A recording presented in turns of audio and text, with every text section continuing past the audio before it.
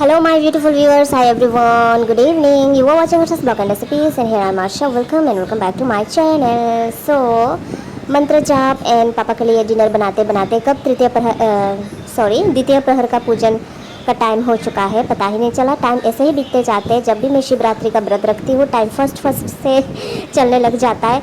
मतलब कि पता नहीं कैसे टाइम निकल जाता है। टाइम फ्लाइज जैसे बोलते हैं ना, वैसे ही।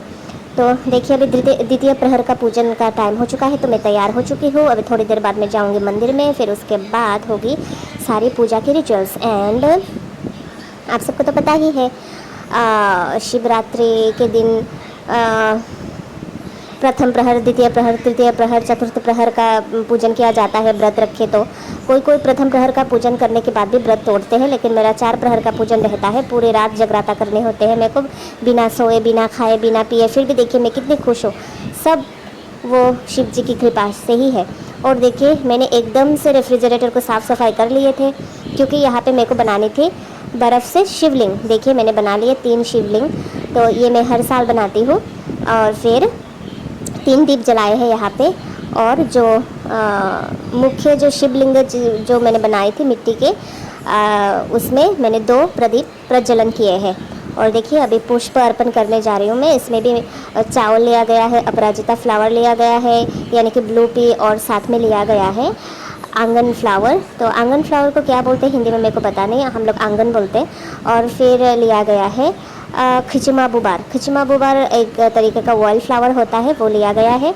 एंड साथ ही साथ द्रोणपुष्पी, यानी कि हम लोग क्या बोलते हैं द्रोणपुष्पी को, मैं भूल गई उसका। द्रोणपुष्पी भी चढ़ाया जाता है शिव जी पे, लेकिन अभी द्रोणपुष्पी मिलना बहुत ही मुश्किल है।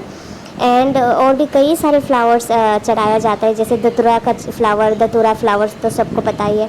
तो धतूरा का फ्लावर मैं लेने गई थी पड़ोसी के घर से, लेकिन उनके घर में 2 थे, उनको भी शिवरात्रि पूजन देने थे। लेकिन 2 में से 1 मेरे को देते तो मुझे अच्छा लगता, लेकिन दोनों ही कहाँ के मत ले जाइए। तो मैंने सिर्फ पत्ते तोड़ के ले आए। तो पत्ते और फल मिला एक, वो फल भी एकदम से क्या बोलते हैं उसको, पक चुका था एकदम से। फिर भी कोई ना, शिव जी को सच्चे मन से जो भी चढ़ाते हैं वो ही शिव जी ग्रहण करते हैं। मन सच्चा होना चाहिए, वही सारी चीज़ें। शिव जी पे बेलपत्री चढ़ाया जाता है, ये तो सबको पता है। लेकिन बेल वृक्ष का जो शाखा है ना, वो नहीं तोड़ना चाहिए। बचपन में माँ ने बोले थे मेरे को, आमा ने। तो जब भी आप शिवलिंग पे बेलपत्री चढ़ाने के लिए वो क्या बोलते हैं बेलपत्र तोड़ने जाते हो ना, सिर्फ बेल का जो पत्ते हैं वही तोड़ के लाइए। वैसे ब्रांचेस मत तोड़िएगा, है ना। ऊंचा ऊंचा हो तो क्या हुआ। अब एक बम्बू ले जाइए, और फिर लंबा सा बम्बू, तो उससे एक एक करके पत्तियाँ तोड़ लाइए। और ज़मीन पे गिरे हुए पत्ते नहीं चढ़ाया जाता, ये नहीं है। ज़मीन पे गिरा हुआ भी चढ़ाया जाता है, अगर साफ़ सुथरा हो वो ज़मीन, है ना। अब ऐसे थोड़ी ना है कि ऊंचा सा एक बड़ा सा पेड़ से आप पत्ते तोड़ रहे हो, तो ऐसे कैच कर करके नहीं तो तोड़ पाओगे ना, तो ज़मीन में तो गिरेगा। और कभी भी अभी भगवान जी पे आप फ्लावर्स वगैरह चढ़ाते हो ना, तो फ्लावर्स को कभी धुलना नहीं चाहिए, नहीं धोना चाहिए। मार्केट से ले आते हैं तो हम लोग धुल लेते हैं, क्योंकि वहाँ पे धूल मिट्टी लगा रहता है।